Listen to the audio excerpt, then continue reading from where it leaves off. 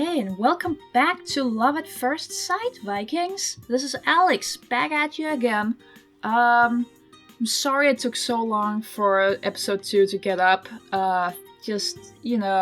We had problems with recording, and then there was the exams, and everything was just a bit of a mess, but we're back at it again now, and we're about to find out what's going on. I have been really anticipating getting back to this game, or visual novel as it is. As you probably noticed in the last episode, I'm probably not going to be commenting this as much as just reading it out loud to you guys, so just lean back and let me tell you a story. The next day. I try to clear my head as I'm walking to school, but I can't stop thinking about that girl. Should I leave class during the break to go look for her? It's going to be difficult to leave without a good excuse though. Maybe when school's over, I'll go to where I met her yesterday and say I just happened by. But there's no guarantee she's going to be in the same place today. Besides, I didn't exactly handle that situation gracefully, leaving her like I was trying to run away. Definitely not the best first impression to make. I'll have to think of some excuse for going. Why did I even go to investigate her crying in the first place? I'm not even sure I know myself. That girl. I don't even know her name. What should I call her? Wait, I'm getting ahead of myself. Before I even think of what to call her, I actually have to find her first. I'll ask her name, introduce myself, and that'll probably be good enough. She'll probably think I'm some sort of freak, but I guess that's fine. Maybe if I just talk to her, it'll lighten some of the tension between us. I look up to find I've arrived at school. Looks like I was on autopilot again. I get inside, change my shoes, and head up to the second floor where my classroom is. As I walk up the stairs, I see something strange moving out of the corner of my eye. Huh? Peeking around the corner of the connecting hallway is the head of brown hair. It's the girl I've been seeing in my mind all morning. I seem to be the only one who notices her head popping around the corner. She must think that pose will keep her totally hidden, as if she's in a manga or something, but she really stands out, at least to me. She's moving her eye around frantically, and sure enough, she picks me out from within the sparse crowd. I'm so surprised to see her, all I can think is, why is a first-year student on the second-year floor, before she hurries up to me. Here. She hands me a familiar handkerchief. That's right, I had totally forgotten that I lent it to her yesterday. I take the handkerchief, which she's folded neatly into a perfect square. I think she even washed it. Thank you. As soon as she says this in her tiny voice, she runs down the stairs and vanishes around the corner. Hold on! Wait! I can't stop myself from calling out, but the morning bell rings, drowning out my voice for me. Oh well, I head to my own classroom. The lunch bell rings. That was quick. I stashed my book in my desk and bolted out of the classroom. No time to be in the classroom. I didn't even get to thank that girl for washing my handkerchief. I go to look for her, to say what I wanted to say earlier. I have a good excuse to talk to her now. I can't let this chance slip away. I arrive at the end of the hallway, but instead of going down to the first-year classrooms, I head up the stairs. I don't know for sure, but I think there's a good chance she's going to be where I met her yesterday. Well, even if she's not, I can just look elsewhere. I get to the third floor and keep going up, all the way to the stairs that lead to the roof. Hey. Just like yesterday, she's sitting on the same step at the top of the stairs. I see her shoulders jolt when she hears my voice, and she looks up at me. Her mouth is opening and closing rapidly. She clearly wants to say something, but can't find the words. She's in the same position I was in yesterday, it seems. Thanks for washing my handkerchief. I didn't get a chance to say it earlier. Yeah. There's a lot of confusion in her soft voice. The fact that she's looking everywhere but at my face tells me she's not sure what to do. I'm obviously making her uncomfortable, but I'm not going to run away like I did yesterday. So this is where you eat your lunch, huh? Do you mind if I join you? I say this as gently as possible as I notice a lunchbox she's perched on her knees. That's a good place to put it, I guess. Yeah, if you're going somewhere during lunchtime, you're probably bringing your lunch as well.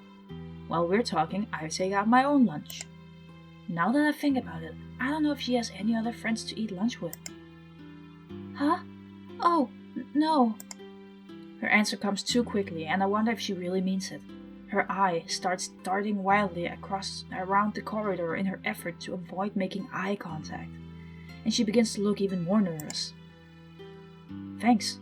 I'll just sit down on these steps. She didn't tell me to go away, at least. I take a seat next to her and unpack my lunch.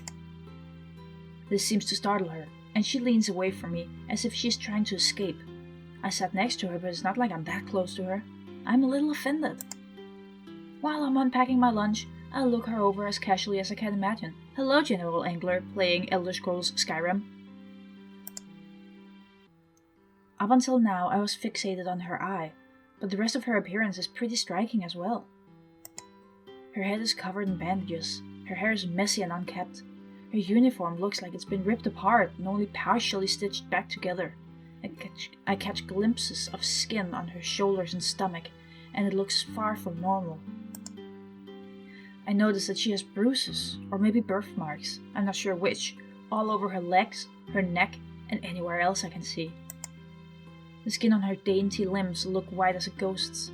She doesn't look healthy by any standard. Is that? Suddenly our eyes meet. I guess I was staring too obviously. We quickly break eye contact, but she keeps shooting me sidelong glances, like she's worried I'll attack her or something. I'm clutching my chopsticks, but my lunch remains untouched. The long silence is getting uncomfortable. I try to strike up some conversation. Come to think of it, I haven't even introduced myself. I'm Fukunaga Mamoru. What's your name? It's Usui Sachi. Sachi, huh? Nice to finally meet you. Nice to meet you. It looks like she's not too talkative, though I guess I shouldn't be surprised. I have to keep the conversation going somehow. Do you always eat lunch up here? Does anyone else ever come up with you or anything? Yes, I always eat here. No one else comes with me. Maybe that was too forward, but the fact that no one else comes up here with her isn't too surprising. She's probably always alone. She shifts her attention to me, watching me cautiously. Is she that afraid of me touching her? I see. So what do you do during lunch breaks then? Read, finish homework, a few other things. Oh really? What kind of books are you reading? I haven't really read any novels lately myself. Hello, Eperdolf Linkler. Sorry. Sachi cries out abruptly, her voice rising like she's about to lose her mind. My lunch! I'm done, so, excuse me. No sooner does she say this than she scoops up her almost untouched lunchbox and runs down the stairs. I can't really chase after her with my lunchbox sitting open on my knees, so she leaves me behind. I've just been run out on, and silence falls over the stairwell. I guess trying to force conversation like that backfired. Sachi only ever replied to my questions with a few words at a time, but she kept looking over at me with her worried eye. Did I really make her that uneasy? Is it that hard for her to open up to me? This girl seems to lead a very troubled life, and I might not ever be able to get close to her. No, just because I had one unsuccessful experiment doesn't mean I should give up. Before, I thought that I'd be satisfied if I just spoke to her once, but now I have an overwhelming desire to get to know her. I have to become friends with her now, no matter what. I can't give up. I have to keep trying. Yeah, well, being enthusiastic about it is one thing, but there's nothing I can do right now. I might as well eat my food. While I think of a way to meet her again, I finish off what's left of my lunch. But it's so quiet here now. I thought that no matter where in the school you were during lunchtime, you would be able to hear students' lively voices, but they barely reach this lonely place. It's like I'm in another world. The voices of the students talking down below are so quiet that the sound of my chopsticks clicking against my lunchbox is like a hammer on stone. Even the sound of my shirt rustling as I move is like the howling of the wind in comparison. How can she eat like this every day? As I close my emptied lunchbox, I make up my mind. I absolutely have to become friends with her.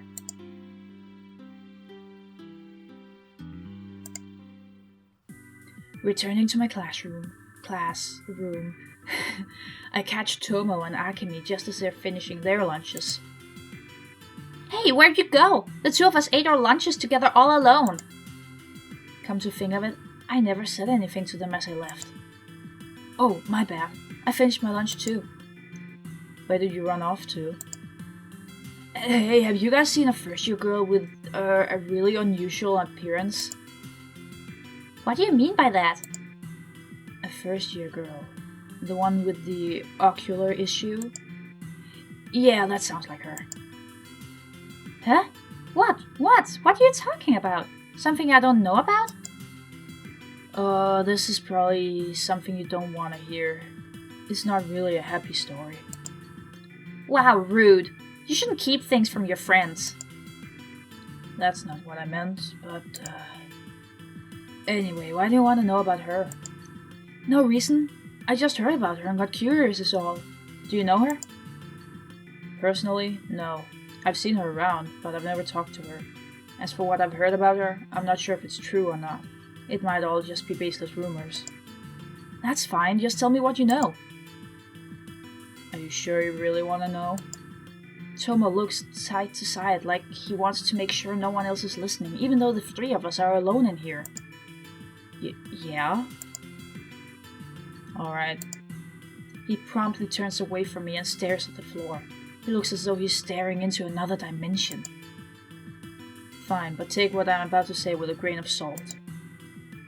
A first-year student in class 2, female, name Usui something. I only remember her family name, but she only has one eye. Wait, one eye? You mean she lost one in an accident? She didn't lose one, she only ever had one, right in the center of her face, one big eye. What? You mean she was born that way? I don't know the details, but it seems she was. I have only ever seen her from afar, but I really don't think it's an injury. There's really a person like that in one of the first-year classes? I've never seen her, even heard about her, not even once. Well, we are in a different year from her, but regardless, I guess she's trying really hard to stay hidden, both from the other students and from herself. What do you mean she's trying to stay hidden from herself? I told you it wasn't a happy story. Tomo takes a quick glance at Akemi. He seems worried to have said so much about Sachi around her, though it's not like I forced him to tell me. Yesterday he avoided the subject of the school's celebrities. Was that because he didn't want to talk about Sachi? That's all I've heard, but she does have a startling appearance. She's definitely not normal. Maybe she's creepy, maybe not, but you have to admit that at the very least she's unusual. She's fascinating to some and scary to others. I'm sure there are plenty more who find her disturbing. From what I hear, she's always covered in wounds. It's hard to believe they're all accidental, considering how many she has. So in that case, could they be from someone beating her up? If someone at her home is hurting her, I couldn't tell you, but there is a real possibility that she's being bullied at school. Could that be it? Before I wasn't sure what caused all her injuries, but thinking back, what Tomo's saying makes sense. Doesn't anyone try to protect her? I told you, all I know is rumors, not details. But there's another student who's also a little famous, and I think she's the one responsible for bullying the girl. It's not Rui-chan, is it? This catches me off guard. Akemi, normally so loud, speaks in a hushed tone. Now that I think about it, she's been abnormally quiet this whole time. Tomo's been telling us about Sachi. I always figured Akemi would be the first to denounce bullying whenever she sees it, but... Do you know her? I wouldn't say we know her per se, we just ran into her several times during middle school. Doesn't that mean they know her? Akemi seems to be staring into space now, thinking. Anyway, whether or not we know her doesn't really matter, but yes, the alleged assailant is this girl, Sadukawa Rui. I've heard that she's from a well-off household and was pampered growing up. As a result, she's very self-centered. That's the impression I got when I first met her. but there's probably more to it than that. She's really popular among the other students as well. That also contributes to her behavior, or at least I think so. I see. Thanks for telling me. I can find out the truth of this on my own later on, but now I think I'm starting to understand more of the situation. So, what do you think of this one-eyed girl? As Tomo said, the fact is that Sachi is very unusual, and I'm curious to know what he thinks of her. Depending on his response, I may have to change my plans. I just told you what I think. So tell me, what were you doing during lunch? Why are you so concerned about all this? I didn't plan on hiding it, but I guess I couldn't have anyway. Tomo seems to understand what I was getting at. I can't fool you. You made it too obvious. As I said before, I only have trivial information. You shouldn't judge a book by her cover, so to speak. I haven't concerned myself with her until now because I didn't have any reason to. That said, if you want to help her out, you've got my support. I see. Well, thanks. I didn't think there'd be any problems, but still I'm glad that Tomo is so eager to help. I keep my face expressionless, but I breathe an eternal sigh of relief. Wait, did you actually meet this girl, Ma-kun? Akemi quickly returns to her previous loud demeanor. Yeah, I did. No fair! I want to make friends with this girl too! Ma-kun, introduce me! Yep, Akemi's back to her old self. The way she was acting before was so unlike her. She seemed worried when Sadokawa and her bullying came up, but now it's like she wasn't even here for that part of the conversation. At least I don't have to worry about Akemi being nice to Sachi if they ever did meet. She's so damn friendly. I'm not sure how I would do that. I mean, I'm not even really friends with her. Come on, what are you trying to say? I mean, it's just, she's not used to talking with people, and I think talking to someone like you would be really overwhelming for her. What's that supposed to mean? You don't want me to meet her? That's definitely not fair. It's because your voice is capable of leveling buildings. Hey, come on! It's not like I'm going to be giving a speech to a huge audience. It's no exaggeration to say I'm a professional at having super relaxed conversation with guys, girls, kids, and even dogs, cats, and lizards. It's definitely an exaggeration. You are intimidating with that loud voice of yours, and that meeting is going to end with that girl running away in tears. That's right. I know these two are good people, and as much as I want to introduce them to Sachi, I don't think suddenly coming up with two more people is a good idea when she barely even knows me. Boo! What about Tomo then? I don't think that would work either. Don't you think she'd be just a little scared if two guys she doesn't really know walked up to her and started talking to her? She pouts at Tomo. He's right. I don't exactly have the friendliest face. It's safest if you just meet her on your own for a little while. It's true. He's really tall, and he always has somewhat of a strange look in his eyes. I'd probably scare her enough all on my own, but if I brought Tomo along, she'd probably scream and run away. Sorry, you two. Fine, I get it. I'll give you a little while. But someday you have to introduce me. Sure, I promise. Good luck. If you need help, just ask us. Thanks. If it comes to that, I'll gladly take your offer.